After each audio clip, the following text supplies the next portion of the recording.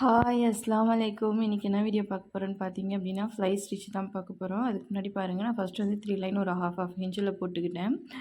போட்டுட்டு அங்கே அந்த நடுவில் இருந்து தான் நம்ம வந்து ஸ்டிச்சை ஸ்டார்ட் பண்ணணும். இங்கே பாருங்கள், நான் வந்து அதில் புள்ளி வச்சுருக்கேன், உங்களுக்கு தெரியல. அதனால நான் திரும்பவுமே உங்களுக்கு வச்சு காமிச்சிருக்கேன் பாருங்கள். அந்த டாட் இருக்கிற இடத்துல இருந்தால் நம்ம அப்படியே கண்டினியூ பண்ணி நம்ம ஸ்டிச்சஸை போடணும். ஓகேவா?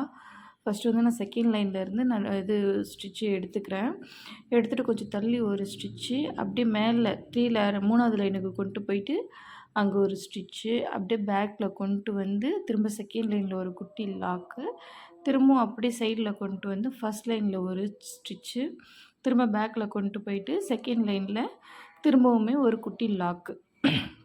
ஓகேவா? இந்த மாதிரி போட்டுட்டு அதுக்கு முன்னாடி அதே செகண்ட் லைன்லேயே ஒரு ஹாஃப் இன்ச்சோ இல்லை ஒரு 1/4 இன்ச்சோ எடுத்துகிட்டு போய் வச்சுட்டு, நீங்கள் அங்கே ஒரு மேலே எடுத்துகிட்டு போய் ஒரு ஸ்டிச்சு, கீழே கொண்டு வந்து ஒரு குட்டி லாக்கு, அதுமாதிரி இந்த சைடில் கீழே எடுத்துகிட்டு வந்துட்டு ஒரு ஸ்டிச்சு, திரும்ப பின்னாடி கொண்டு போயிட்டு அங்கே ஒரு லாக். ஓகேவா? இந்த மாதிரி உங்களுக்கு வந்து த்ரெட்டு பிரிஞ்சு வருது அப்படின்னா, நீங்கள் அந்த ஸ்டிச்சை விட்டுட்டு அப்படியே நீங்கள் அதுலேருந்து கண்டினியூ பண்ணணும். நான் உங்களுக்கு வீடியோவில் காமிச்சிருக்கேன், உங்களுக்கு தெரியும்னு நினைக்கிறேன். இந்த மாதிரி தான் நம்ம கண்டினியூ பண்ணிக்கணும். ஓகேவா? நிறைய பேருக்கு வந்து இந்த சில்க் த்ரெட் வந்து பிரிஞ்சு போகுது, இல்லைன்னா அறுத்துக்குதுன்னு சொல்லிட்டு சொல்கிறீங்க. அதுக்கான வீடியோ வந்து நான் போட்டிருக்கேன். இதே வீடியோவில் தான் உங்களுக்கு கொடுத்துருக்கேன் நான். நீங்கள் வீடியோ கடைசி வரலும் பார்த்தீங்க அப்படின்னா அந்த டிப்ஸையும் நீங்கள் வந்து தெரிஞ்சுக்கலாம். அப்போ பாருங்கள், நம்ம எடுத்துகிட்டு திரும்ப ஃபஸ்ட் லைனில் கொண்டு வந்து அங்கே ஒரு ஸ்டிச்சு, அப்படி பின்னாடி கொண்டு போயிட்டு அங்கே ஒரு லாக்.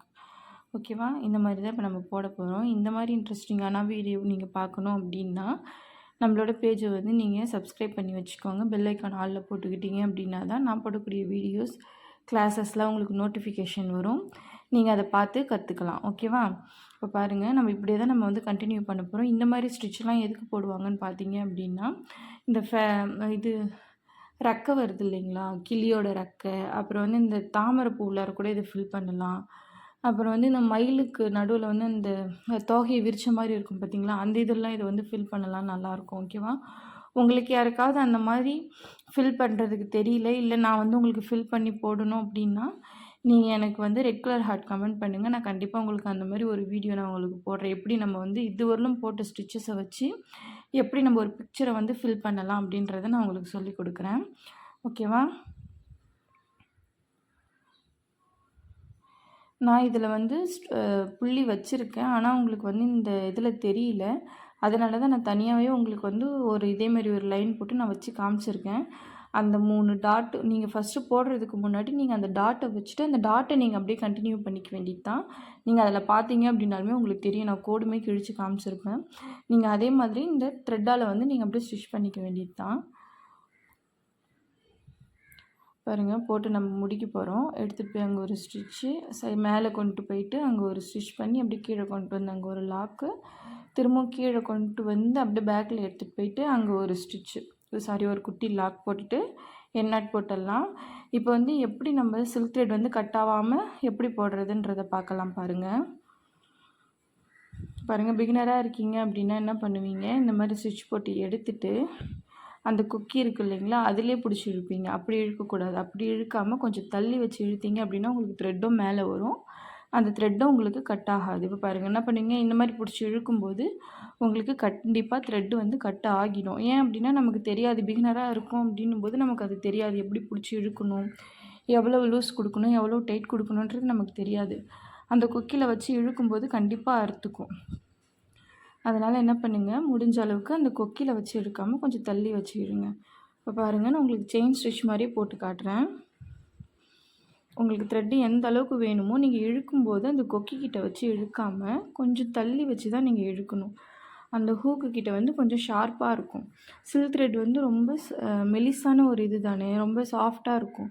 நீங்கள் அதை அங்கே பிடிச்சி இழுக்கும்போது கண்டிப்பாக த்ரெட்டு வந்து கட் ஆகிடும். கொஞ்சம் நவுத்திக்கிட்டாலுமே போதும், ரொம்ப இது பண்ணணும்னு இல்லை. நீங்கள் ஆனால் நவுத்தி தான் நீங்கள் வந்து எடுக்கணும். அந்த இதுக்கிட்ட வந்து நீங்கள் எடுக்கக்கூடாது. அதாவது வந்து அந்த ஹூக்கு கிட்ட வந்து நீங்கள் எடுக்கக்கூடாது, கொஞ்சம் தள்ளி வச்சு தான் இழுக்கணும். அதே மாதிரி இழுக்கும்போது சைடாக இழுக்கணுமே தவிர்த்து நீங்கள் நேராக இழுத்தீங்கன்னா கண்டிப்பாக த்ரெட்டு கட் ஆகிடும். ஓகேவா? அதேமாதிரி இன்னொரு ப்ராப்ளம் என்னென்னு பார்த்தீங்க அப்படின்னா, இந்த மாதிரி நீங்கள் ஸ்டிச் பண்ணும்போது ஒரு த்ரெட்டு வந்து உங்களுக்கு கட் ஆகிடுச்சு அப்படின்னா நீங்கள் என்ன பண்ணுறீங்க, அப்படியே அதோடய சேர்த்து ஸ்டிச் பண்ணுறீங்க. அந்த மாதிரி பண்ணக்கூடாது. எனக்கு இது வீடியோவில் வந்து சரியாக தெரியல அந்த ஒரு த்ரெட்டு இருக்கிறது. நீங்கள் என்ன பண்ணுங்கள், இந்த மாதிரி தொடர்ச்சியாக ஸ்டிச் பண்ணாமல் எந்த இடத்துல உங்களுக்கு அறுத்துக்குச்சோ அந்த இடத்துலேருந்து நூலை பிரிச்சிடணும். பிரிச்சுட்டு அந்த இடத்துல ஒரு லாக் ஒரு எண்ணெய் போட்டுட்டு தான் நீங்கள் வந்து அடுத்த ஸ்டிச் வந்து நீங்கள் திரும்பவும் போடணும். ஓகேவா? இப்போ பாருங்கள், மேலே எப்படி எடுத்துகிட்டு வர்றதுன்னு போட்டு காமிச்சிட்டேன். இப்போ திரும்ப கீழே எப்படி எடுத்துகிட்டு போகிறதுன்றதையும் உங்களுக்கு காட்டுறேன். வெளியில் வந்துருச்சா? இப்படி பிடிச்சி இழுத்தீங்க அப்படின்னா கண்டிப்பாக அறுத்துக்கும். நான் வந்து கொஞ்சம் அந்தளவுக்கு பிடிச்சி இழுக்கலை, உங்களுக்கு காட்டுறதுக்காக இழுக்கிறதுனால அதை அறுத்துக்கலை. ஆனால் நீங்கள் பிகினராக இருக்கீங்கன்னும் போது உங்களுக்கு தெரியாது, வேகமாக பிடிச்சி இழுப்பீங்க, கண்டிப்பாக அதை அறுத்துக்கும். அதனால இனிமேல் தள்ளி வச்சு தான் இழுக்கணும். நான் போடக்கூடிய ஒவ்வொரு ஸ்டிச்சிலுமே நீங்கள் பாருங்கள், தள்ளி தான் இருக்கும்.